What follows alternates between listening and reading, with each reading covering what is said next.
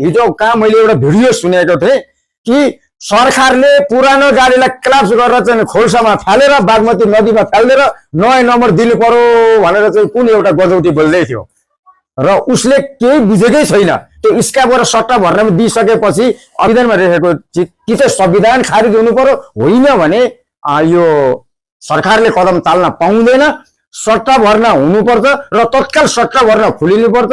र दोस्रो कुरो अर्को विवादमा आएछ, प्रत्येक व्यापारीहरूले चाहिँ नि नम्बरहरू चाहिँ फाइल सिरियलमा हालेर होल्ड गरेछ भनेर छ। प्रत्येक व्यापारी काठमाडौँ उपत्यका भित्रमा 22-25 वर्षको ट्याक्सी लागेको प्रत्येक व्यापारीलाई एक एक गरी चिन्छु, तर अहिलेसम्म एक पिस व्यापारीको हातमा पनि गाडी छैन। यो म जुनसुकै ठाउँमा बसेर पनि बहस गर्न सक्छु, म कसैको हातमा पनि व्यापारीको हातमा छैन। आज बुकिङ आयो भने उहाँहरूले आजै खरिद गरेर दिएको छ। कोही व्यापारीले 10 लाख नम्बर प्लेटले कोही व्यक्तिसँग बुकिङले तर अहिले 15 लाख रुपियाँ हालेर गाडी किनेर स्क्याप गरेर पनि त्यो व्यक्तिलाई गाडी दिएको छ। त्यसो भएको कारणले गर्दाखेरिमा ट्याक्सीको व्यक्तिहरू भएको कारणले गर्दा ट्याक्सीमा चाहिँ एकदम भूकम्प चलेको छ।